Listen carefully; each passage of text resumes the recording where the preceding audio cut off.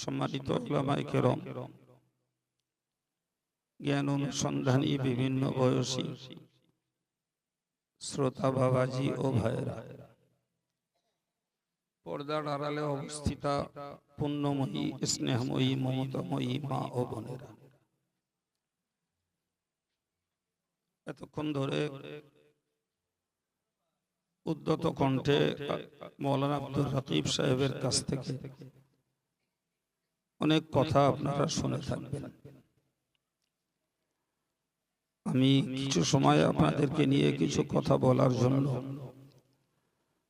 কোরআন শরীফের ছোট্ট একটু অংশ আপনাদের কাছে পড়েছি। আল্লাহ তৌফিক দিলে আয়াতটুকু সামনে রেখে কিছু কথা বলার নিয়ত করছি। আল্লাহ কবুল করেন, বলুন আমিন। ভাই, মাঝে মাঝে আমাদেরকে ইসলামের পক্ষে কোরআন হাদিস সম্বলিত কথা শুনতে হয়।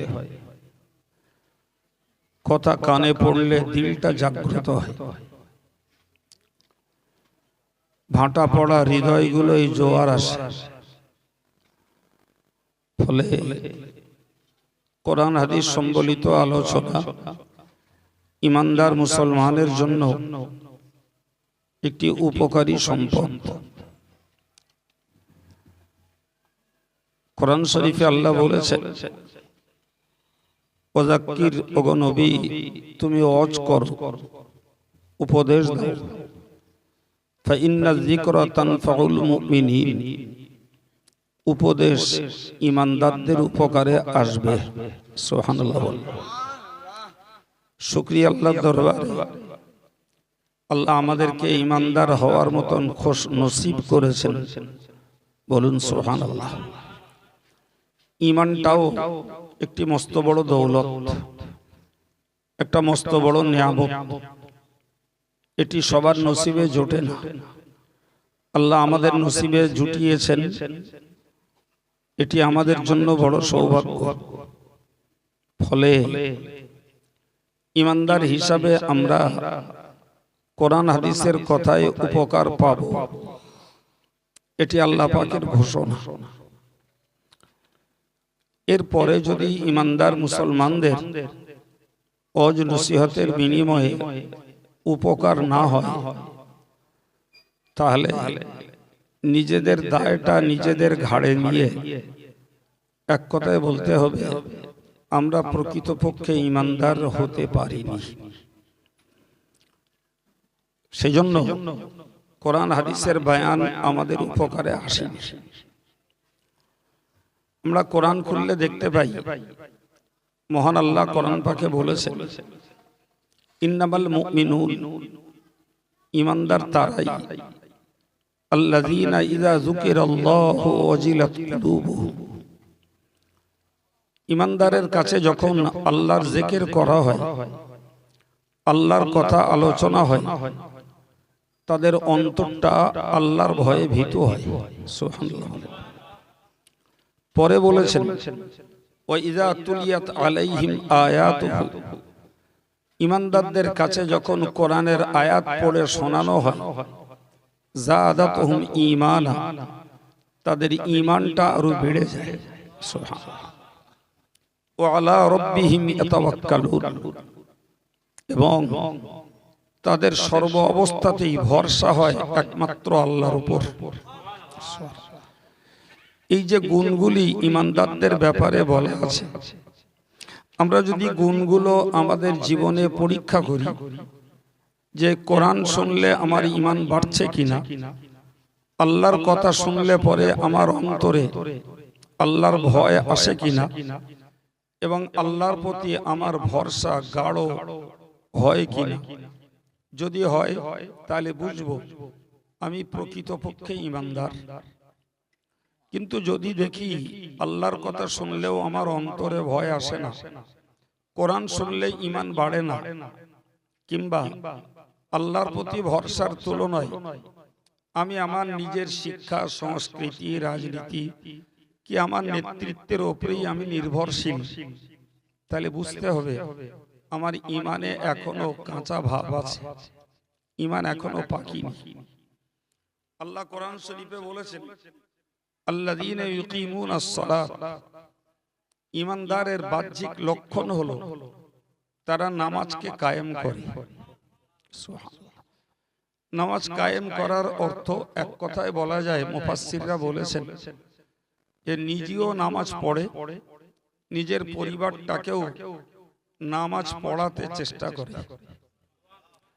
আমি নিজে নামাজি, কিন্তু আমার পরিবার পরিজনকে নামাজের প্রতি আমি উৎসাহিত করি না। ফলে নামাজের প্রতি আমার পরিবারের মনোযোগের অভাব। তাহলে আমি আমার পরিবারে নামাজ কায়েম করতে পারিনি, এটাই প্রমাণ হবে। সেই জন্য কোরআন শরীফে নামাজ পড়ার কথা বলা হয়নি, কোরআনে নামাজ কায়েম করার কথা বলা হয়েছে। যার অর্থ হলো এটাই যে আমিও নামাজ পড়বো, আমার পরিবারটাকেও নামাজ পড়াবো।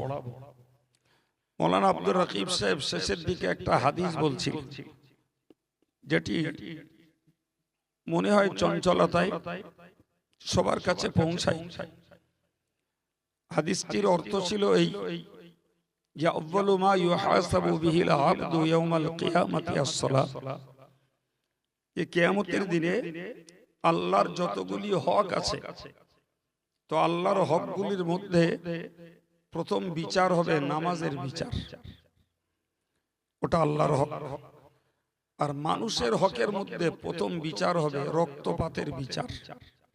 কেউ যদি খুন মার্ডার করে, ওর বিচারটা হবে আগে। এখন এই দুটির ভিতরে, এটাও আগে ওটাও আগে, দুটির ভিতরে কোনটা আগে? ভাই, এই দুটির ভিতরে হাদিস থেকে বুঝতে পারা যায় আগে বিচার হবে বান্দা বান্দার হক আদায় করেছে না নষ্ট করেছে। বান্দা কারোর রক্তপাত ঘটিয়েছে না মানুষের সঙ্গে নিরাপত্তার ব্যবহার করেছে, এরপরে বিচার হবে নামাজের বিচার।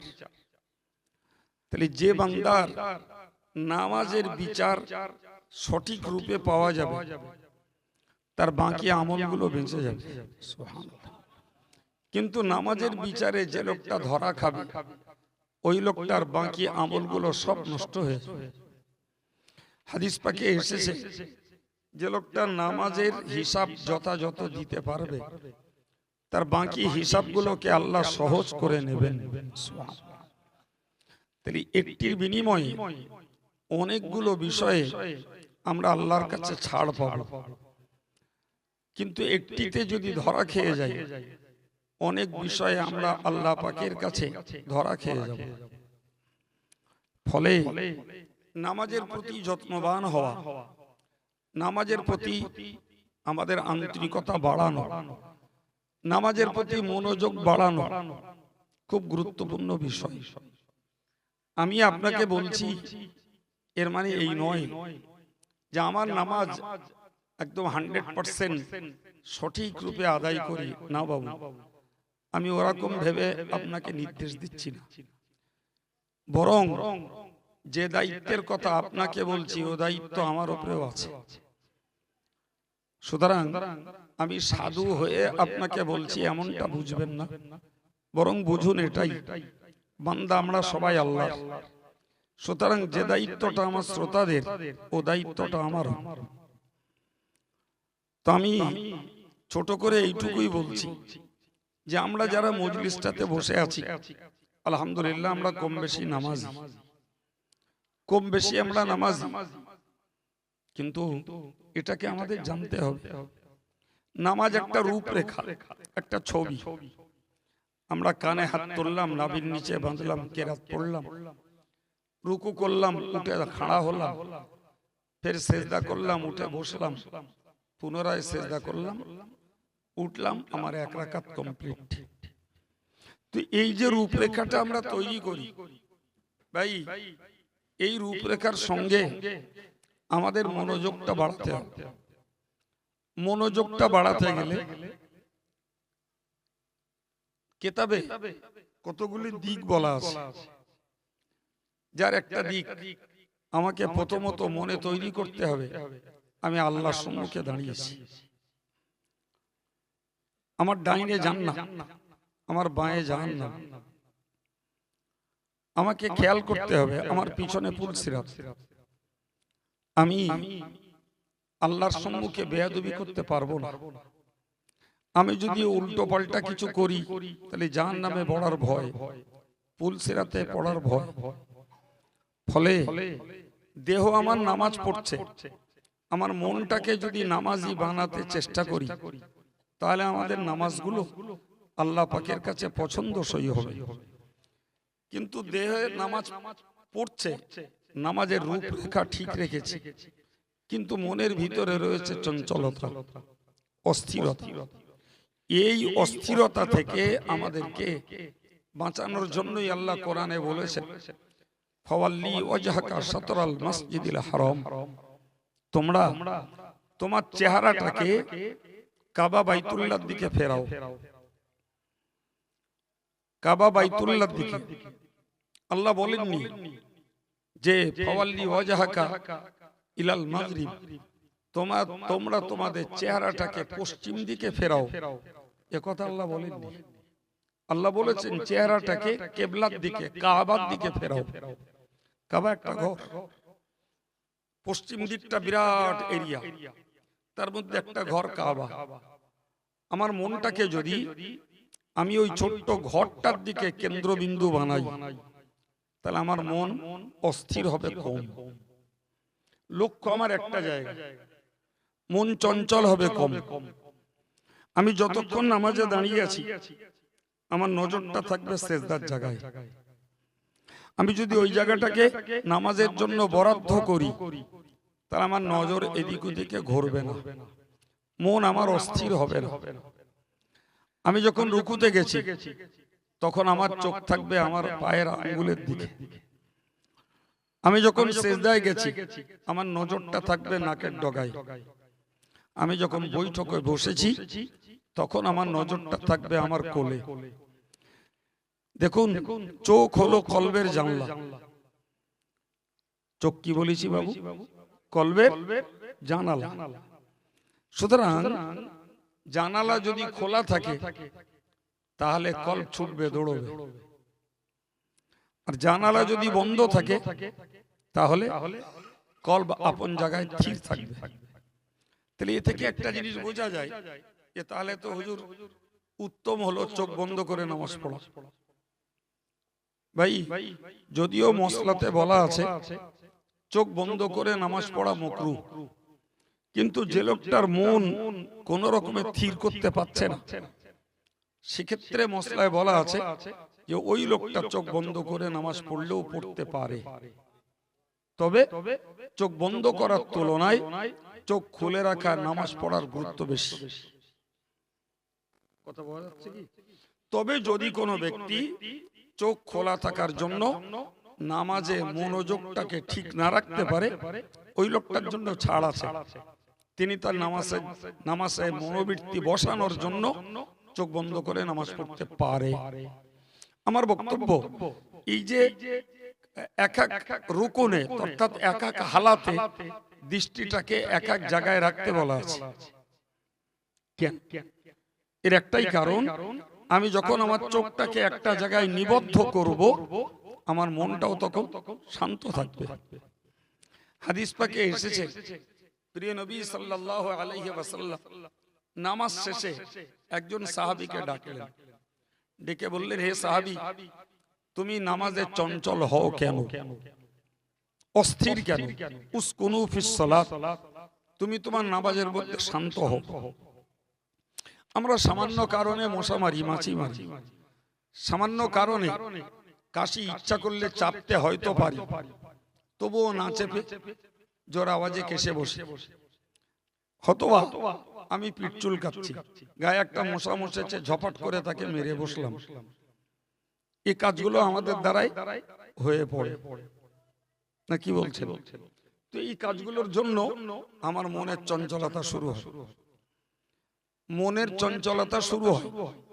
ফলে এই জাতীয় কাজগুলো যতক্ষণ পারা যায় সামলে থাকার চেষ্টা করার দরকার।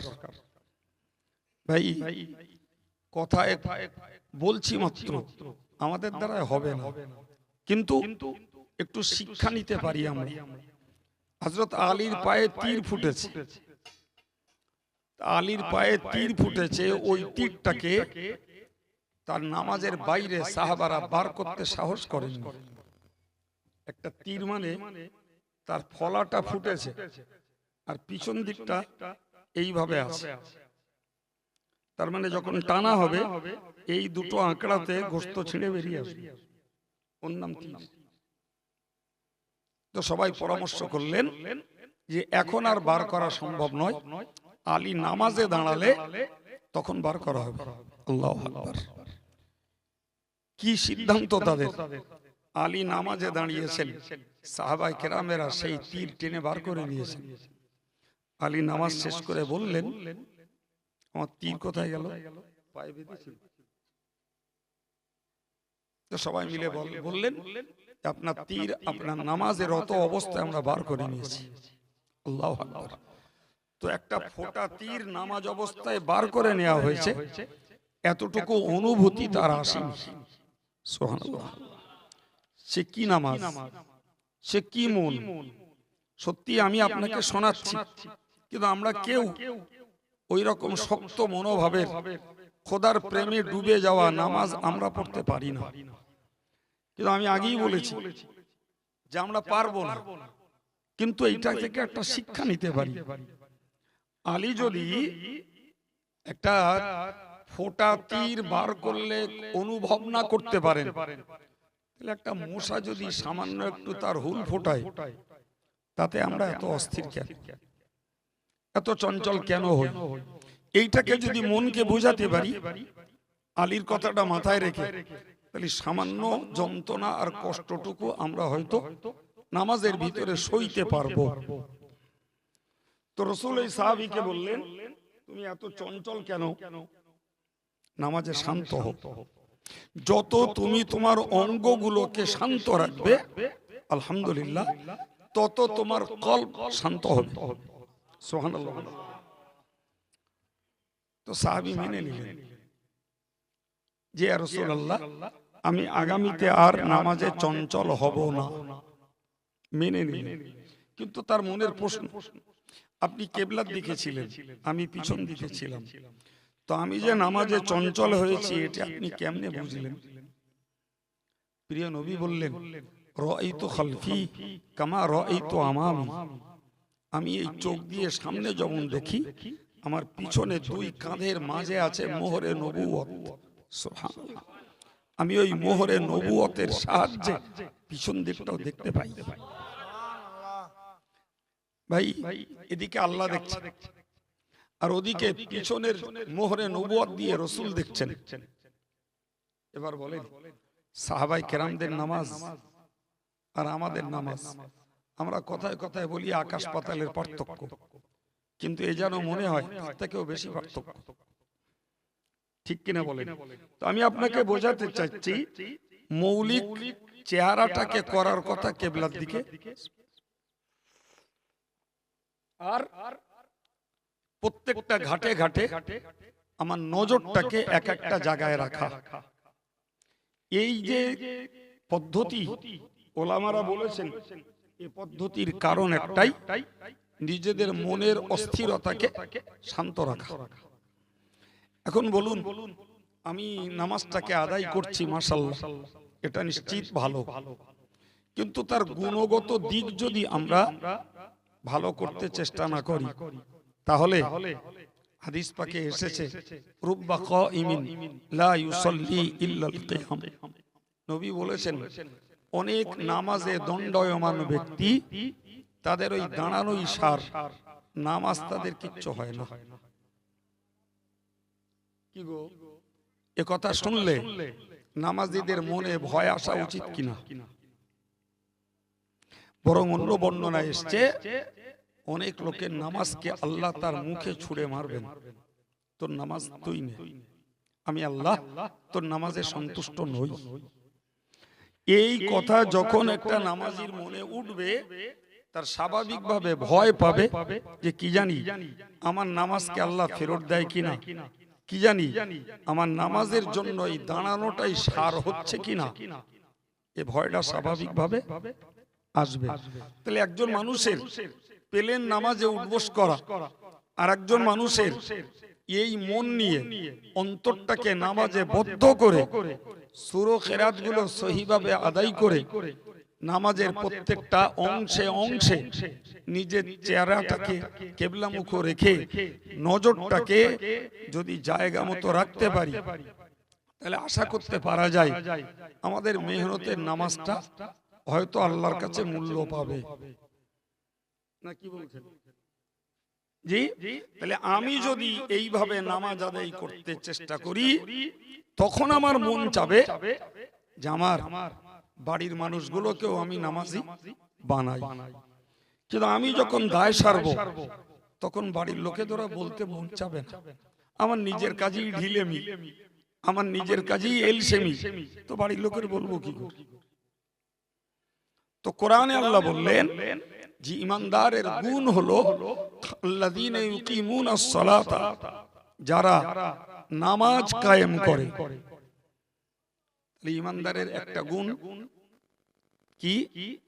যে আল্লাহর জিকির করলে অন্তরে ভয় আসে। দ্বিতীয় গুণ, তার কাছে কোরআন পড়লে তার অন্তরটায় ঈমান বেড়ে যায়, আল্লাহর প্রতি তার ভরসা হয়। 3 নম্বর। 4 নম্বর গুণ হলো সে নামাজ কায়েম করে। 5ম নম্বরে বলেছেন ওমিম্মা রাযাকনাহুম ইউনফিকুন, ওই মানুষটা আমি আল্লাহ যা তাকে দিয়েছি তা থেকে দান করে। এ থেকে একটা কথা আমাদের শেখা যায়, সেটা হলো আমাদের সহায় সম্পত্তি, যা কিছু সম্পদ সব এক কথায় বিশ্বাস করতে হয় আল্লাহর দেওয়া। কার দেওয়া? আরে বাবা আমি খাটি, আল্লাহ আমাকে খাটার ক্ষমতা দিয়েছেন, তাই যার আল্লাহ ক্ষমতা দেননি তার উপরে আল্লাহ দায়িত্ব চাপান। কোরআনে আল্লাহ বলেছেন লা ইউকাল্লিফুল্লাহু নাফসান ইল্লা উসআহা, আল্লাহ কোন প্রাণীকে দায়বদ্ধ করেন না তার ক্ষমতার বাইরে। সুবহানাল্লাহ বলেন। এটি আল্লাহর ইনসাফ। এটা কি? আল্লাহ কোন খোঁড়ারে বলেননি যে তোর হেঁটে হেঁটে নামাজ পড়তে যেতে হবে, ওটা আল্লাহর বিধান নয়, ওটা আল্লাহর বিধান নয়। কোন কানা মানুষকে আল্লাহ দায়িত্ব দেননি যে তোর রোজগার করে মসজিদে দান করতে হবে, এই দায়িত্ব দেননি আল্লাহ, তার চোখ দেন। কালা মানুষকে আল্লাহ দায়িত্ব দেননি যে তোর বাপ মার কথা শুনতে হবে, আলেম হুজুরদের কথা শুনতে হবে, ওয়াজ শুনতে হবে, এই দায়িত্ব আল্লাহ কালার ঘাড়ে চাপান, ওটা আল্লাহর নিয়মের বাইরে। আল্লাহ নিজেই বলেছেন লা ইউকাল্লিফুল্লাহু নাফসান ইল্লা উসআহা, আল্লাহ কোন নফসকে, কোন প্রাণীকে, কোন প্রবৃত্তিকে বাধ্য করেন না তার ক্ষমতার বাইরে, তার ক্ষমতার বাইরে আল্লাহ চাপান। সুতরাং আমাদেরকে মনে রাখতে হবে আল্লাহ যখন আমাদেরকে দান করতে বলেছেন, তাহলে বুঝতে হবে দান করার মতো সমর্থ সচ্ছলতা ওই আল্লাহ দিয়ে রেখেছেন। এখন আমি যদি বলি আমার নিজস্ব ইতলাক, আমার নিজস্ব ক্যালিবারিটি, আমার নিজস্ব ক্যাপাসিটিতে আমি রোজগার করি, এটা ভুল ধারণা। আমি বলেছি আল্লাহ আমাকে ক্ষমতা দিয়েছেন খাটার, ফলে তুমি এলসিমি করো না, খাটো। হাদিস পাকে এসেছে আল কাসিবু মারজুক, যারা পরিশ্রম করে তারাই রুজি প্রাপ্ত হয়। সুবহানাল্লাহ। তাহলে এলসিমি করে তুমি রুজির কামনা করবে, পদ্ধতি ভুল। আমি যদি কাউকে খোঁড়া বানাই, ল্যাংড়া বানাই, তার রুজির ব্যবস্থা আমি করে দেবো, এটা আল্লাহর নিয়ম। কিন্তু তোমাকে কর্মঠ বানিয়েছি, চলার শক্তি, কাজের শক্তি বা সুপ্ত ব্রেন তোমাকে দিয়েছি, তুমি কেন কুঁড়িমি করবে, তুমি কেন এলসেমি করবে? সুতরাং যে পরিশ্রমী সে বরকত পায়। সুবহানাল্লাহ। যে পরিশ্রম করে সে রহমতের হকদার হয়, যে পরিশ্রম করে সে রিজিক পায়। এই জন্য রাসূল বলেছেন আল কাসিবু মারজুক, যারা পরিশ্রম করে, কামাই করে, তারাই রুজি পায়। সুতরাং আল্লাহ দেন, কিন্তু আমাকে খাটতে হবে। কি গো, কথা বোঝা যাচ্ছে? দেন কে? আল্লাহ, কিন্তু আমাকে খাটতে হবে। নাস্তিক মনোভাবের মানুষদের বক্তব্য হলো, আমরা বিশ্বাস করি আল্লাহ খাওয়ায়। কে খাওয়ায়? আচ্ছা, আল্লাহ খাওয়ায়, এই কথাটার যদি ব্যাখ্যা নেই যে প্রথমত রোজগার করতে হবে, দ্বিতীয়ত খাদ্যের মতো উপযুক্ত পাকাতে হবে, জি তো রোজগার করলাম আমি, নাউজুবিল্লাহ, খাদ্য পাকালাম আমি, আচ্ছা খাবারটা খুব সুন্দর করে টেস্টি করে মাখিয়ে গলায় দিলাম, গালে দিলাম, গলায় আটকে গেল, হয়ে গেল খাওয়া। কথা বলেন না? অনেক লোকের গলায় ভাত বাঁধে না, রুটি বাঁধে না, ভাইরে পানি দেও ছাড়ায় না, পানিও বেঁধে যায় গলায়, পানিও গলায় বাঁধে। কি বলছেন? তাহলে আমি সব অ্যারেঞ্জমেন্ট করেছি, এরপরে গালে দিয়েছি, সেই খাবার আমার গলায় আটকে গেছে, বুকে বেঁধে গেছে, পেটে যায়, আছে না নাই? এবার বলে, তুমি রোজগার করলে, তুমি রান্না পাকালে, গিলে ফেলে তোমার পেট তৃপ্তি করবে, গায়ের শক্তি বাড়াবে, কই গলায় আটকে গেলি, তোমার তো তখন ঘর ডাক বাট ডাক। কথা বলে, বাড়ির লোকেদের মুহূর্তের মধ্যে হসপিটালে নিয়ে যেতে হয়, না যায় না? ফলে আমাদেরকে স্বীকার করতে হয় যে আমাদের রিজিক আল্লাহ দেন, আমাদের আল্লাহ খাওয়ান। ঠিক না ভুল? নাস্তিক লোকের মনোভাব, নাস্তিক্য মনোভাবের লোকেদের কথা হলো যে আমি বসে থাকি, দেখে দিন আল্লাহ কেমন খাওয়ায়। কত বড় উদ্ভট, কত বড় অবুঝ। আরে তুই আল্লাহ খাওয়ায়, এটা তুমি বুঝতে রাজি না। তোমার বক্তব্য আমি খাটি তাই খাই, তাই বলে তো নাস্তিকরা, খাটে তাই খাই। আচ্ছা বলো তো বাবা, তুমি খাটলে তোমার অ্যাসিড আল্লাহ কম দেয়নি অনেক দেশে, সঙ্গে দেশে 750 কোলেস্ট্রল, 800 সুগার, খাবি খা, কেমন করে খাস? আছে খাওয়া বন্ধ হয়েছে? হাড়ে চর্বি জমে গেছে, খাও কেরাম বড় মাছ খাবা, গোশ খাবা, খাও। কোরআন তো মানো না, তোমার ডাক্তার তোমারে এমন অর্ডার দেবে, তখন মনে হবে দুদিন যদি বাঁচতে হয় তার চিংড়ি চুনো মাছ কোনে পাশ দেখ, পেট কি আর খাতে হবে না, কাজ হয়ে গিয়ে। বাগদার জমানা শেষ, পুঁটি মাছ দেখ। তুমি কোন বিবেকে বলছো যে আমি খাটি তাই খাই? না, তুমি খাটো, আল্লাহ তোমার ক্ষমতা দিয়েছে তাই, কিন্তু ফলাফল আল্লাহর কাছে। এই জন্য আল্লাহ বললেন, অমিম্মা রাযাকনাহুম ইউনফিকুন, আমি আমার পক্ষ থেকে বান্দাকে যা দেই, ওই বান্দা তার থেকে আমার রাহে খরচ করে। তাহলে এ থেকে বুঝতে পারা গেল যে সমর্থ অনুযায়ী দান করাটাও একজন খাঁটি ইমানদারের গুণ। সুবহানাল্লাহ বলেন, খাঁটি ইমানদারের গুণ। কিন্তু মানুষ এত না শকর, যাকে দেশীয় বাংলায় বলে বিশ্বাসঘাতক, যখন পেয়ে যায় তখন আল্লাহরে ভুলে যায়, তখন আল্লাহরে ভুলে যায়। যতক্ষণ না পায় তখন আল্লাহর দ্বারস্থ হয়ে ঘ্যান ঘ্যান করে, কিন্তু যেই পায় আল্লাহর ভুলে যায়। ভাই, হাদিস শরীফে এসেছে, বনী ইসরাইল জাতির 3টে লোক, সঠিক খেয়ালে আসবে কিনা আল্লাহ জানে, হঠাৎ মনে পড়ল, আল্লাহ ভরসা করে শুরু করছি। কটা লোক বলেছি বাবু? 3টে লোক। একটা লোক টাক পড়া, মাথায় চুল টুল কিচ্ছু নেই। আরেকটা লোক কুষ্ঠ রোগী,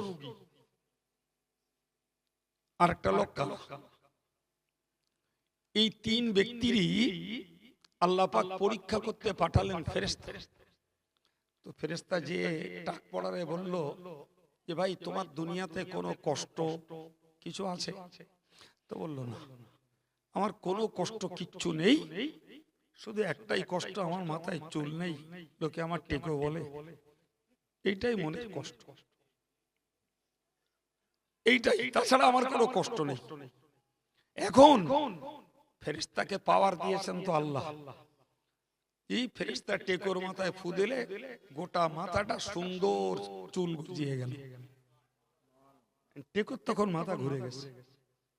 তো মজার ব্যাপার, জীবনে ওষুধ খেয়ে সাধনা করে কত কিছু করেও চুল তুলতে পারলুম না, আরে ফকির এসে মাথায় ফু দিলে আর চুল উঠে গেল। ভালো যে, তাহলে তো ফকিরের কাছ থেকে কিছু পাওয়া যায়, ফকিরের মধ্যে কিছু আছে। জি, তো উনি তখন বললেন, ফেরেশতা বললেন যে ভাই আপনার আর কিছু চাহিদা? তো বললে আপনার দ্বারা তো আমি একটা মহা অপমানকর বিষয় থেকে বেঁচে গেলাম, তো আমার একটা চাহিদা, আপনি যদি আমার একটা গরু, একটা উট দেন, তা আমি উটটাকে লালন পালন করে আমার সংসারটাকে আরো সচ্ছল করতে পারি। সহিহ বুখারীর হাদিস, গল্প নয়। তো ফেরেশতার কাজ তো, দেওয়ার মালিক তো আল্লাহ, মুহূর্তের ভিতরে একটা উট সামনে হাজির করে দিলেন। সুবহানাল্লাহ। এখন টেকো চুলও পেল, উটও পেল, আনন্দে আত্মহারা গেল এবার কুষ্ঠ ব্যাধির কাছে। ভাই তোমার জীবনে কোনো অসুখ বিসুখ বা তোমার জীবনে দুঃখ কষ্ট কিছু আছে? তো সে এক কথায় বললো, ভাই আমার সব রকমের সুখ আছে, এই যে গায়ে কুষ্ঠ ব্যাধি, আমি মানব সমাজে উঠতে পারি না, লোকে আমাকে ঘৃণা করে, আমি মানুষের সঙ্গে মিশতে পারি না, এটাই আমার মনের বড় কষ্ট। আল্লাহর ফেরেশতা ওসিলা হিসাবে ফুঁক মারলেন, আর সুন্দর ত্বক, সুন্দর চামড়া গায়ে তৈরি করে দিলেন আল্লাহ। এখন কুষ্ঠব্যাধি আনন্দে আত্মহারা। তারও জিজ্ঞেস করলেন, ভাই তোমার কিছু চাহিদা আছে? তো বললো, আমার যদি একটা গরু হতো তো খুব ভালো হতো, আমি গরুটা লালন পালন করে সংসার নির্বাহ করতে পারতাম। ফেরেশতা বললেন, মুহূর্তের ভিতরে সামনে একটা গরু হাজির। সুবহানাল্লাহ। তাহলে ও ভালো চামড়া পেয়েও খুশি, গরু পেয়েও খুশি। 3 নম্বর কানা অন্ধ ব্যক্তির কাছে গেলেন, গিয়ে তাকে বললেন, ভাই তোমার কোনো কষ্ট? তো সে এক কথায় বললো, ভাই আমার একটাই কষ্ট, আল্লাহর নিয়ামত ভরা জগৎটা দেখতে পাই না, এটাই আমার বড় কষ্ট। ফেরেশতা ফুঁক দিলেন, দৃষ্টি শক্তি ফিরে এলো, চোখ খুলে গেল। তোমার কিছু চাই বাবা? তো বললাম, আমার একটা ছাগল হলেই ভালো হয়, আমি একটা ছাগল লালন পালন করি, আমার জীবন চালাও। আলহামদুলিল্লাহ, আল্লাহর দান। ওসিলা মাঝখানটায় ফেরেশতা ভাবে ফকির সাহেব, বুঝতে পারেন, তিনি তো ফেরেশতা হিসেবে আসেননি, এসেছেন ফকির হিসেবে। একটা ছাগল হাজির করে দিলেন। 3 জন উট, গরু, ছাগল লালন পালন করে প্রচুর সহায় সম্পত্তির মালিক হলেন। এবারে আল্লাহর পরীক্ষা শুরু। সেই ফকির সাহেব এসে হাজির। ফকির সাহেব টেকুর কাছে গিয়ে বললে, ভাই তোমার তো ভাই এক সময় টাক পড়া ছিল, মাথায় চুল ছিল না, লোকে তোমাকে ঠাট্টা বিদ্রুপ করতো, কত অসম্মান অপমান তুমি হতে, তো এরকম আমার মতো এক ফকিরের দোয়ার ওসিলায় আল্লাহ তোমার মাথায় চুল দিয়েছে, তিনি তোমাকে একটা উট দিয়েছিলেন, সেই উট লালন পালন করে আজকে তুমি প্রচুর সম্পত্তির মালিক হয়েছো, তা তুমি বাবা, আমি ক্ষুধার্ত মুসাফির, আমায় কিছু দাও। টেকো রেগে আগুন, জন্ম থেকে আমার মাথায় চুল, আমার জীবনে কোনোদিন চুল নড়িনি, আমার চুল পড়িও নি একটা, তুই এত বড় স্পর্ধা আমারে টাক পড়া বলিস, আর এই সম্পত্তি আমার পৈতৃক, রায়ত ধনী আমি। কথা বোঝা গেল? এর নাম বিশ্বাসঘাতকতা। এটাই উর্দুতে বলে নাশুকরি, সাহিত্যের ভাষায় একে বলে কৃতজ্ঞতা। মানে আমাদের চলতি ভাষায় বলা হয় নুন খেয়ে নুন হারাম। পেল কার কাছ থেকে? আল্লাহর কাছ থেকে। তো ফকির সাহেব আর কিচ্ছু না, ফকির সাহেব আল্লাহর কাছে বলে দিলে, আল্লাহ তোমার এই বান্দা তোমার নিয়ামতের নাশুকরি করেছে, তুমি যেমন ছিল তেমন ফিরিয়ে দাও। বাস, সে ভরা চুল সেই টেকো, সে উটের দল কোথায় গেল তার কোনো খোঁজ খবর নেই। এটাই হলো বিশ্বাসঘাতকতার কুফল। যথারীতি গরুওয়ালার কাছে গেছে কুষ্ঠব্যাধি, তারে যখন ওইরকম করে বয়ান শুনিয়েছে, সেও তো লাফাচ্ছে, আমার সুন্দর ত্বক পরিচর্যা করি আমি, কবে আমার গায়ে কুষ্ঠব্যাধি হলো, তুমি মিথ্যা কথা বলছো। আর আমার এ গরু আমি আমার বয়সকাল থেকে পালি, কেউ আমার গরু দেয়নি। ফেরেশতা আবার দোয়া করলেন, আল্লাহ তোমার বান্দা বিশ্বাসঘাতকতা করেছে, যে হালে ছিল সেই হালে ফিরিয়ে দাও। সারা গায়ে কুষ্ঠব্যাধি ভরে উঠল, গরু দাও। ছাগলওয়ালার কাছে গেছে, তাকে যে বলছে, ভাই আমি একজন মুসাফির মানুষ, তা আমি এসছি, বড় ক্ষুধার্ত, আমায় যদি কিছু খেতে দেন। আল্লাহু আকবার। কানা তখন বলছে, ভাই আমি তোমার কি খেতে দেবো, আমার কিচ্ছু ছিল না, আমি চোখে দেখতেও পেতাম না, তোমার মতন এক ফকিরের দোয়ার ওসিলায় আল্লাহ আমার চোখ ভালো করেছে, আর এই ছাগলের পাল যা আছে তোমার মতন সেই ফকির সাহেব দিয়ে গেছিল, আল্লাহ তার থেকে এত বরকত দিয়েছে, তা তোমার সামান্য খাবার দিয়ে আমার মন পোষাবে না, তুমি সব নিয়ে চলে যাও, তাতেও আমার কোনো আপত্তি নেই।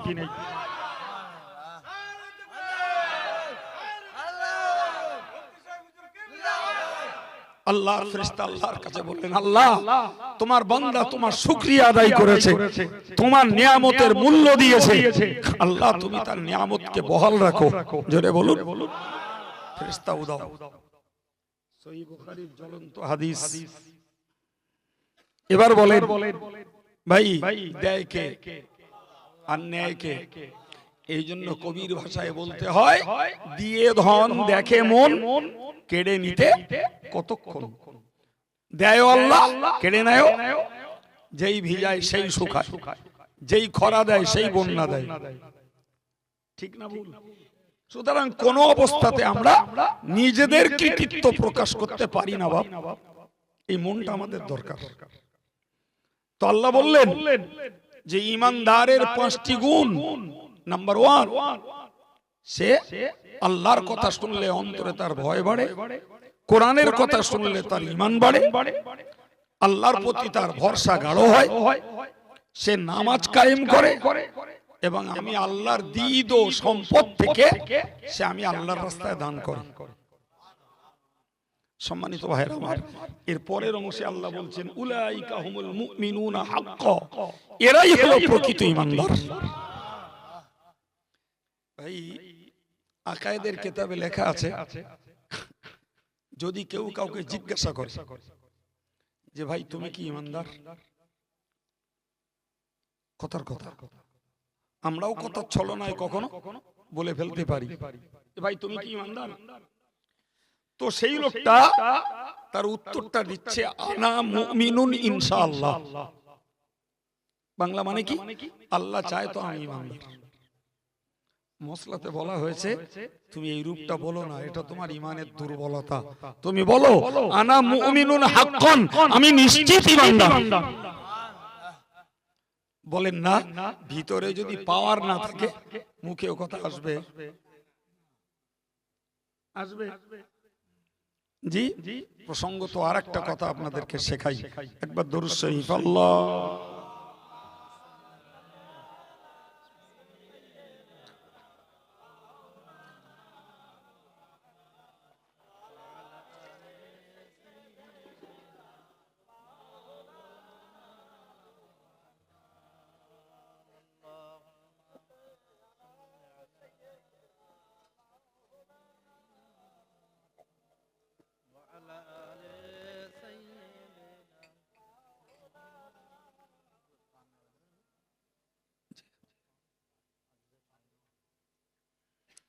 সম্মানিত ভাইরা আমার, একটা গুরুত্বপূর্ণ কথা বুঝুন।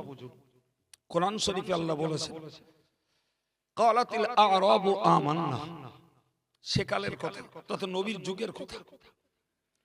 নবীর যুগের কথা পল্লী গাঁয়ের লোকেরা তারা বলতো আমরা ঈমান এনেছি। কি এনেছি? পল্লীর লোকেরা বলতো আমরা ঈমান এনেছি। আল্লাহ পাক তার নবীকে শিখিয়ে দিলেন, বললেন তুমি বলো কুল লাম তুমিনু, তোমরা ঈমান আনোনি। এরা ঈমান এনেছে না আনিনি, ব্যাপারটা তো সম্পূর্ণ ভিতরের ব্যাপার। সঠিক নিখুঁত জানেন আমার আল্লাহ। তো সেই আল্লাহ আমার নবীকে বলতে বলছেন তুমি বলো যে তোমরা ঈমান আনো, ওয়ালাকিন কুলু আসলামনা, বরং তোমরা বলো আমরা মুসলমান হয়েছি। কি হয়েছে? তাহলে দুটি কথার ভিতরে একটা মারাত্মক পার্থক্য আছে। আবার একবার কথাটাকে বুঝুন, সহজ হবে। পল্লী গ্রামের ওই জমানার লোকেরা তারা নবীর কাছে এসে বলতো আমরা ঈমান এনেছি। আর আল্লাহ আমার নবীকে বলতে বললেন তুমি ওদের বলো যে তোমরা ঈমান আনোনি, বরং তোমরা মুসলমান হয়েছো। তাহলে বোঝা গেল ঈমানদার আর মুসলমান দুটো পার্থক্য মনে হলো না? ঠিক কিনা বলেন? আসলে এই পার্থক্যের মৌলিকত্বটা হলো ঈমানের সম্পর্ক হলো কলবের সঙ্গে। কার সঙ্গে? কলবের সঙ্গে। আর ইসলামের সম্পর্ক হলো এই অঙ্গের সঙ্গে। ফর এক্সাম্পল আমি হজ করছি, তো আমি ইসলামের পক্ষে কথা বলছি নাকি? আপনি বসে বসে আল্লাহ আল্লাহ করছেন, সুবহানাল্লাহ বলছেন, তাহলে আপনার জবান দ্বারা আপনি ইসলামের কিছু কাজ করছেন। একজন নামাজ পড়ছেন, তিনি তার অঙ্গগুলোকে কাজে লাগিয়ে নামাজ পড়ছেন, ঠিক কিনা বলুন? একজন যাকাত আদায় করছে, তাহলে তিনি কষ্ট মেহনত করে রোজগার করে তার টাকার হিসাব করছে, তিনি যাকাত আদায় করছেন। কিংবা আপনি যে সমাজটাতে বাস করেন সেই সমাজটাতে ইসলামী শাসন চলে, ইসলামী শাসন চলে, ফলে আপনি নিজেকে মুসলমান বলে পরিচয় দিয়ে ইসলামী শাসনটাকে মেনে নিচ্ছেন, না হলে আমাকে মার খেতে হবে।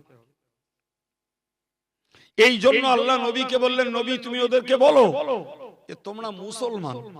তার মানে তোমরা বাইরে বাইরে বাইরে বাইরে ইসলামের কাজগুলো করছো, কিন্তু হকিকত হলো তোমাদের ভিতরে ঈমান।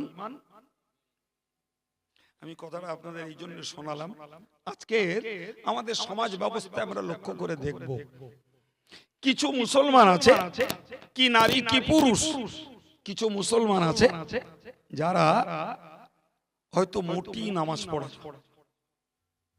আছে না? আবার কিছু আছে জুমাটা হয়তো পড়ে। কিছু মহিলারা আছে এদের জুমা নেই আর একক তো এমনিও পড়ে না। আবার কিছু দান চাইলে হয়তো 50 টাকা দেয়, 500 টাকা দেয়, 1000 টাকা দেয়, আছে না? নামাজ কালাম পড়ে না, রোজা করে না, দান চালিয়ে আবার দেয়। কিছু আছে যারা ধর্মকর্ম করে না, অথচ আলেম ওলামাদের ভক্তি করে। আবার কিছু দুশ্মনীও করে।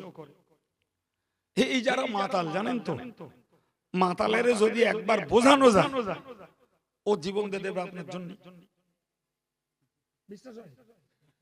আমি নিজে দেখি, একবার যদি ওরে বোঝানো যায়, ওর যদি একবার বিশ্বাস আনানো যায়, ও জীবন দিয়ে দেবে। ও মরলো কি বাঁচলো দেখবেন। আর যদি একবার বেঁকে বসে তাইলে গালিলে হয়ে যাবে। সম্মানিত ভাইরা, আমি আপনাকে এই কথাগুলো বার্তা বার্তা করে বলে যেটা বুঝাতে চাইছি মূলত, এই যে লোকগুলো, এদেরকে আমরা বলো অমুসলমান বলি না, এদেরকে মুসলমান বলি। তারা জন্ম নিয়েছে মুসলিম ঘরে, বাস করছে মুসলিম সমাজে, কখনো কখনো তাদের দ্বারাই কিঞ্চিত কিঞ্চিত হলেও ধর্মের কাজে শরীক হতেও দেখছি। ফলে তাদেরকে আমরা কি বলছি? একদম কিন্তু ওই আয়াত অনুযায়ী বুঝতে পারা যায় ভাই তুই মুসলমান, তবে বলো তুই ভাই প্রকৃত ঈমানদার না। আমার কথা বোঝাতে পেরেছি? তুই মুসলমান বাবা, তবে প্রকৃত ঈমানদার। তুই যদি সত্যকারের দিল থেকে ঈমানদার হতিস, তাহলে কখনো ইসলামের এই কাজগুলো তোর দ্বারাই বাদ যেত না বাবা। তুই যখন এই কাজগুলো করিস না, তার মানে হলো তোর ভিতরে ঈমান এখনো মজবুত হয়নি। অতএব তোর মুখ থেকে বলা সম্ভব নয় আনা মুমিনুন হাক্কান, আমি নিশ্চিত ঈমানদার, এই কথা তার মুখ দিয়ে বেরোবে না। আমি এর আগে ওই কথা বলছিলাম না জি? কিন্তু একজন বোনাফাইড মুসল্লি, নিত্য নামাজি, শরীয়তের হুকুম আহকামকে যথাযথ পালন করে, আপনি তাকে জিজ্ঞাসা করবেন, সে হাক্কান শব্দটা না বললেও, হাক্কান মানে নিশ্চিত, এটা না বললেও প্লেন বলবে অবশ্যই ঈমানদার। কিন্তু যার ভিতরে আর বাইর দুটো দুরকম হয়ে গেছে, ওর মুখ থেকে বেরোবে না, ওর মুখ থেকে বেরোবে না। আল্লাহ বললেন উলাইকা হুমুল মুমিনুনা হাক্কা লাহুম দারাজাতুন ইনদা রাব্বিহিম ওয়া মাগফিরাতুন ওয়া রিজকুন কারীম। সুবহানাল্লাহ। আল্লাহ বললেন ওদের কয়েক গুণ, কয়েক দরজা ওদের রয়েছে। লাহুম দারাজাতুন ইনদা রাব্বিহিম, তাদের রবের কাছে তাদের রয়েছে কয়েক দরজা, মর্যাদা বেশি। কয়েক দরজা মর্যাদা বেশি। আর কি আছে? মাগফিরাতুন, তাদের জন্য রয়েছে আমি আল্লাহর কাছে ক্ষমা। আর কি রয়েছে? ওয়ারিজকুন কারীম, তাদের জন্য জান্নাতে রয়েছে সম্মানিত রিজিক। তাহলে প্রকৃতপক্ষে ঈমানদার হওয়া গেলে সেটা কোনো অবস্থাতেই লস নয়, কোনো অবস্থাতেই লস নয়, কোন অবস্থায়। হাদিস শরীফে এসেছে যে আল মুমিনুল কাবিয়্যু খায়রুম মিনাল মুমিনিদ দাঈফ। আমরা ঈমানদার সবাই, আমি সবাইকে নিয়েই বলছি, আমি আপনাকে নির্দেশ দিচ্ছি না, আমরা আলোচনা করছি। রাসূল বলেছেন একজন শক্তিশালী ঈমানদার একজন দুর্বল ঈমানদারের থেকেও শ্রেষ্ঠ।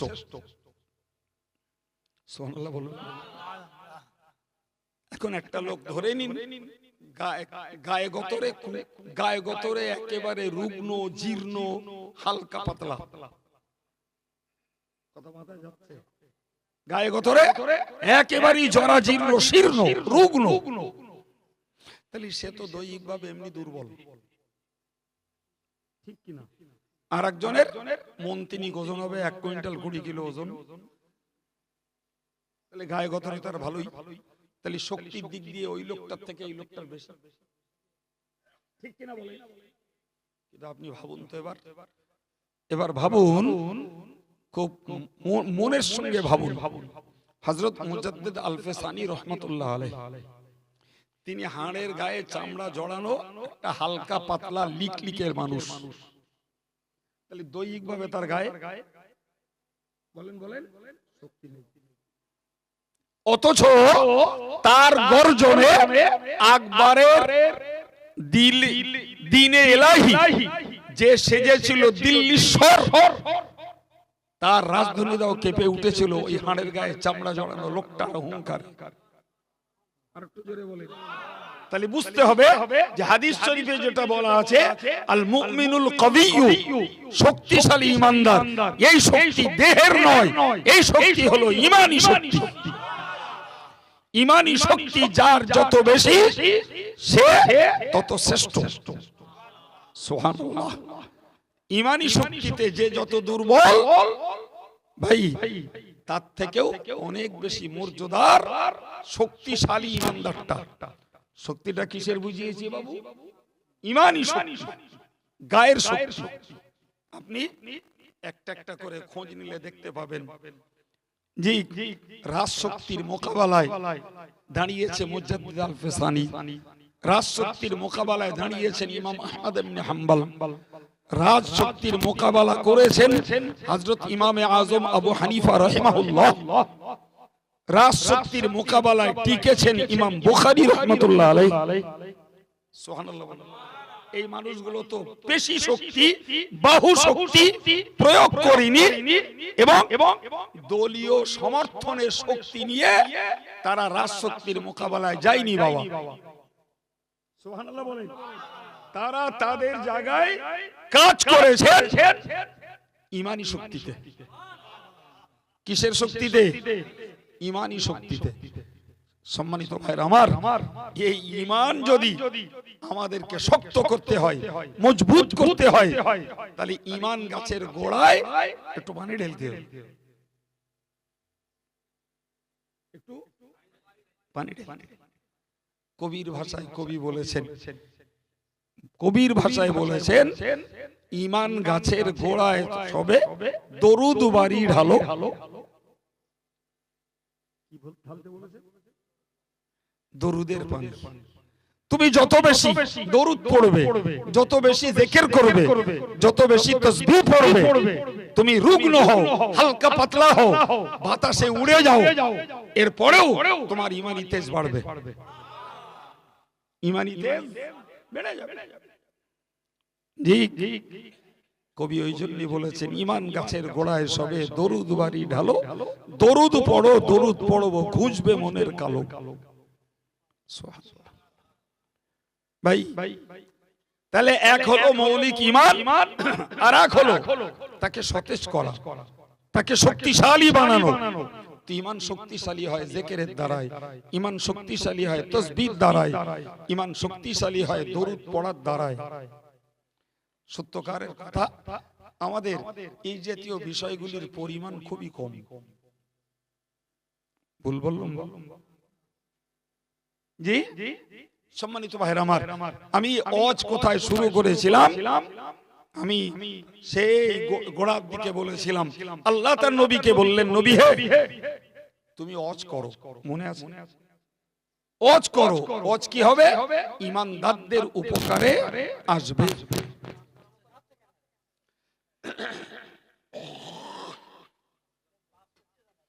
মনে হচ্ছে লুজ কানেকশন, ইলেকট্রিক পাওয়ার কমাচ্ছে। ইলেকট্রিক পাওয়ার কমালে রং হয়। আমরা মাঝে মধ্যে শুনতে পাই, তো ওই জন্য আমার কিছু মনে হচ্ছে না। ওই মাঝে মধ্যে এরকম জলসায় শোনা যায় আর কি, এরকম মেঘ ডাকা মতন আওয়াজ হুড়মুড় করে ওঠে। ওই জন্য আমি বুঝতে পারছি যে এরকম কিছু হচ্ছে।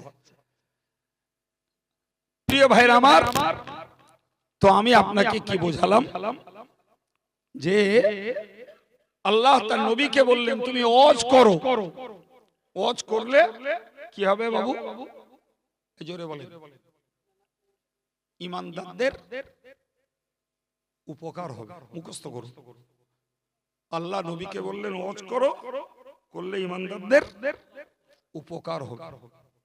আর আমি আপনাকে বুঝিয়েছি, যদি ওয়াজ শোনার পরে ঈমানদারের উপকার না হয়, তাহলে বুঝতে হবে আমার ঈমানের দুর্বলতা আছে। বুঝিয়েছেন এতক্ষণ?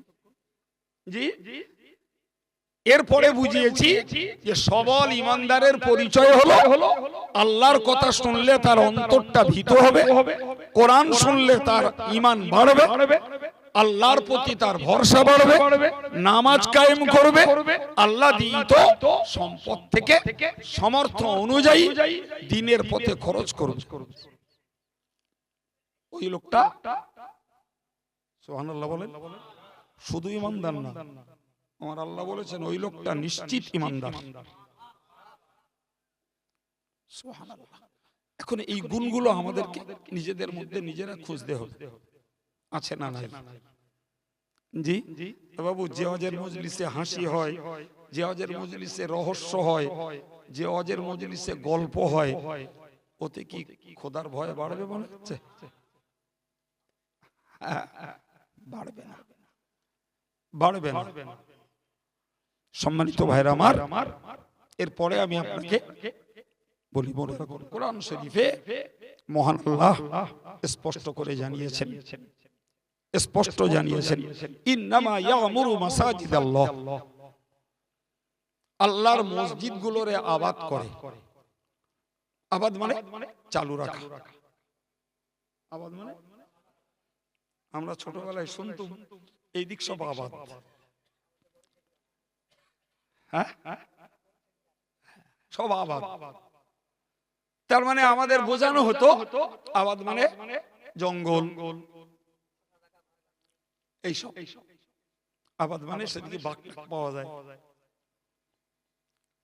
আমি নিজেও ও ঘোলে পড়িস। চাঁপালি আমাদের আত্মীয় ছিল, বাচ্চা দাদাদের আত্মীয়। নাম বললেই বুঝবেন, নাম বলতে দোষ নেই। আলহাজ মরহুম আব্দুর রহিম সাহেব, ওই লোক যেত, আমরা বলতাম আবাদে দাদা। কি বলতো? আবাদে দাদা। আমাদের খুব যত্ন করত। তো ও লোক গেলি 2-4 দিন থাকতো। আমরা ও লোকের কাছে যেত, ভাই চল চল আবাদে দাদাই এসে বাঘের গল্প বলবেন, চল। এখন দেখতে পাচ্ছি সে চাঁপালি,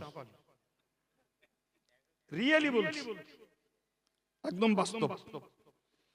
এই শব্দটা ভুল শোনানো হতো।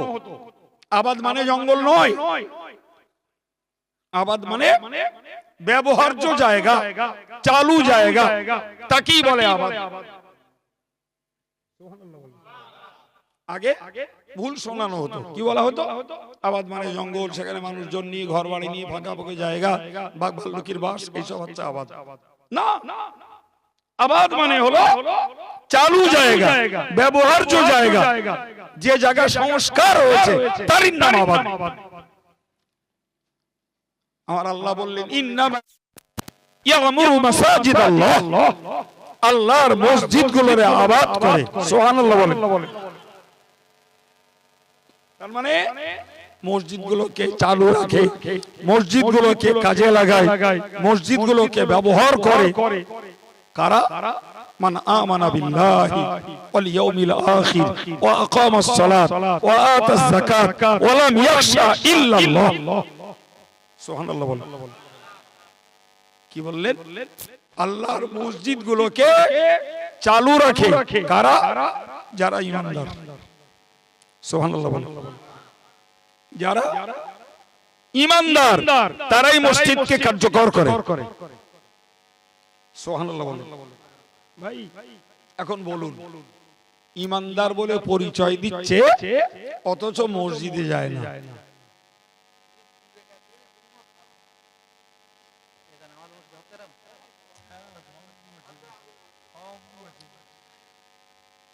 কি বললাম বাবা? আল্লাহর কথাটাকে মাথায় নেন। মসজিদ আবাদ করে কারা? জোরে বলেন কারা? ঈমানদাররা। এখন যদি এক শ্রেণীর পুরুষ মসজিদে না যায় তাহলে বুঝতে হবে ওরা মসজিদ যখন আবাদ করছে না, মসজিদ যখন ওরা নামাজের জন্য ব্যবহার করছে না, তার মানে কি? ঈমানের ঘাটতি। জি, নাম্বার 2 বুঝুন। নাম্বার 2 হলো ওয়াল ইয়াউমিল আখির। আল্লাহ পাক বললেন আল্লাহর মসজিদকে আবাদ করে যারা আখিরাতকে বিশ্বাস করে। সুবহানাল্লাহ। কারা? যারা পরজগৎটাকে বিশ্বাস করে। ইসরাফিলের সিংহা ফুৎকার থেকে শুরু পরজগতের পিরিয়ড, ওই কালটাকে বিশ্বাস করে, তারাই আল্লাহর মসজিদকে আবাদ করে। সুবহানাল্লাহ। আল্লাহ কোরআনের অন্য জায়গায় বলেছেন ওয়াবিল আখিরাতি হুম ইউকিনুন। যে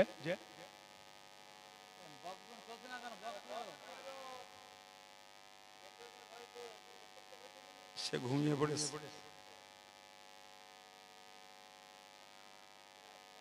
দেখ বাবা, তার ছাড়িয়ে গেছে।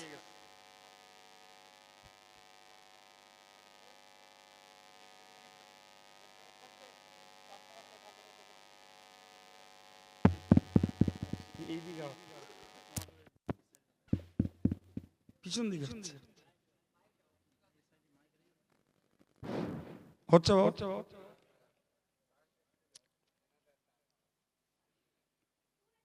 কি বললাম? আয়াতটুকু খুব গুরুত্বের সঙ্গে বুঝুন। আল্লাহর মসজিদকে কাজে লাগায়, ব্যবহার করে কারা? ঈমানদাররা। 2 নম্বরে আল্লাহ বললেন যারা আখিরাতে বিশ্বাসী তারাই মসজিদকে আবাদ করে। সুবহানাল্লাহ।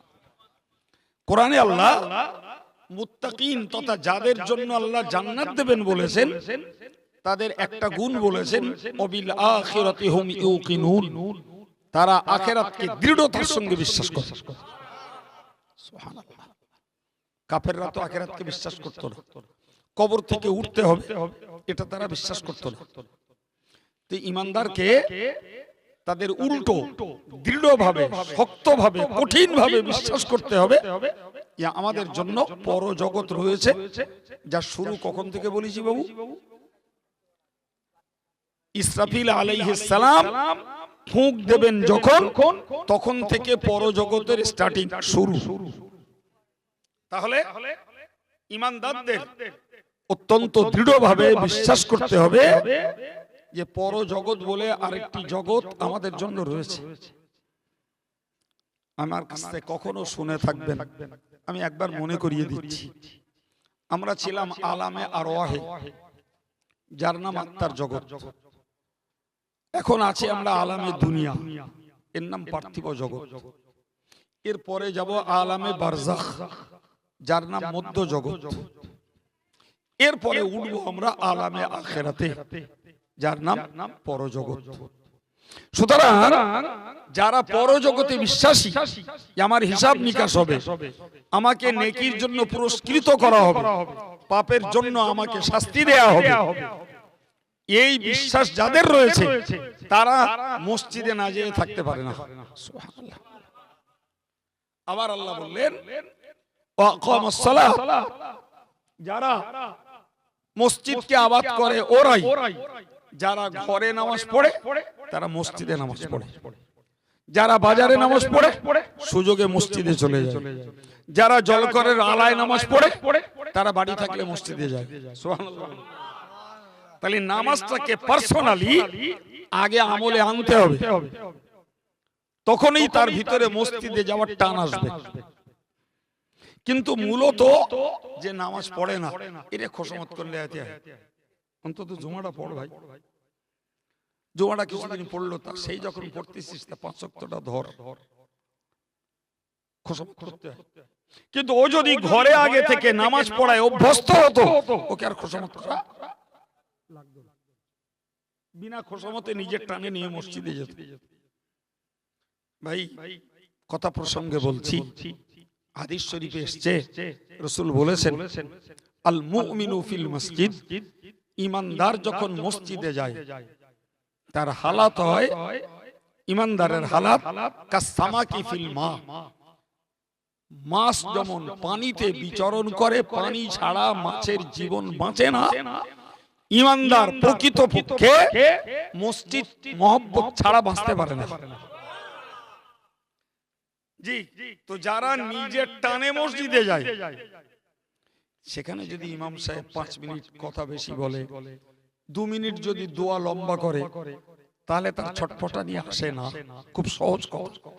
কিন্তু যার খোসামত করে নিয়ে যেতে হয়, ওর 5 মিনিট বক্তৃতা বেশি হলে, দোয়া 2 মিনিট বেশি হলে, ও পিস্টান মারে আর বলে চল চল, ইমাম সাহেব খিদে লাগেনি, আমাকে খিদে লেগেছে, বেরিয়ে পড়বি।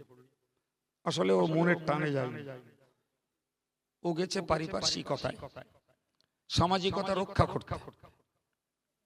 রাসূলের হাদিস, ঈমানদার যখন মসজিদে ওঠে তার হাল হয় পানিতে বিচরণকারী মাছের মতো। সুবহানাল্লাহ। তার মানে মাছ যেমন পানি পেলে বাইরে বেরোতে চায় না, ঈমানদার তেমন মসজিদ পেলে আর বাইরে বেরোতে। সুবহানাল্লাহ। তারপরেও আমাদের বাইরে বেরোতে হয়, কারণ আমাদের কাজের ডিউটি আছে, রোজগারের দায়িত্ব আছে। আল্লাহ আমাদেরকে অকর্মণ্য বানাননি।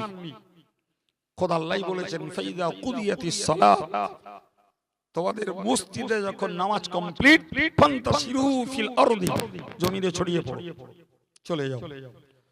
তোমার চাষের কাজ, আরেকজনের সেলাইয়ের কাজ, আরেকজনের ব্যবসার কাজ, আরেকজনের জলকা চৌকি দেওয়া কাজ, যার যে কাজ আছে তুমি তোমার কাজে চলে যাও। তাহলে বোঝা গেল যে মসজিদ থেকে মসজিদে যেতেও নির্দেশ দিয়েছেন আল্লাহ, হালাল রোজগারের জন্য কাজের ময়দানে ঝাঁপিয়ে পড়তেও বলেছেন আল্লাহ। এই জিনিস বুঝতে হবে। আমি রোজগার করা বাদ দিয়ে আব্বা মা বিবি বাচ্চাদের ভরণ পোষণের দায় দায়িত্ব পালন করা বাদ দিয়ে শুধু তসবিহ পড়বো, হ্যাঁ, এর নাম ইসলাম না, ওর নাম ইসলাম না। লোটা কম্বল নিয়ে বেরিয়ে পড়লো, বউ যাচ্ছে ছাগল বানতি, ছেলে যাচ্ছে তাস পিটতি, মেয়ে যাচ্ছে ওদিকে মোবাইলে পরকিয়া করতি, আমি ওদিকে তসবিহ পড়ে বেড়াচ্ছি। কথা বলে এই ইসলাম আল্লাহ শেখাননি, এই ইসলাম নবী শেখাননি। নবী শিখিয়েছেন তুমি টাইমলি নামাজ পড়ো, টাইমলি রোজগার করো, তোমার অধীনস্থ যারা ওদের হক আদায় করো, ওদের ভরণ পোষণ তোমার দায়িত্ব, ওটা ফরজ। তোমার স্ত্রীকে পর্দার মধ্যে রেখে দিয়ে তার পেটের জ্বালা নিবারণ করা, তার পোশাকের অভাব মেটানো, তার রোগের চিকিৎসা করা, এটাও তোমার জন্য অপরিহার্য। তোমার বাচ্চাটাকে মানুষের মতো মানুষ করে গড়ে তুলতে চেষ্টা করাটাও তোমার জন্য আবশ্যক, ফরজ। তুমি ব্যক্তিগত ধর্ম করে সুফি দরবেশ হবা, তোমার পরিবারটা ধর্ম হারা হবে, এই ইসলাম আল্লাহ শেখাননি। এটা আল্লাহর শেখানো, নবীর শেখানো ইসলাম নয়, এটা কিছু মানুষের মন গড়া পদ্ধতি। সুতরাং কোরআনের বক্তব্য, নামাজ কমপ্লিট, তুমি জমিনে ছড়িয়ে পড়ো, ওয়াবতাগু মিন ফাদলিল্লাহ, আর আল্লাহ তোমার জন্য যে রিজিক বরাদ্দ রেখেছেন ওইটা কাজের ভিতর দিয়ে সন্ধান করো, ওইটা কাজের ভিতর দিয়ে একদম কাজের ভিতর দিয়ে সন্ধান করো। ফের শুধু কাজ করো না, আযকুরুল্লাহ কাসীরা, ওই কাজ করতে যেও আল্লাহকে বেশি করে স্মরণ রাখো। কাজ করছো মানে তুমি আল্লাহকে ভুলে যেও না।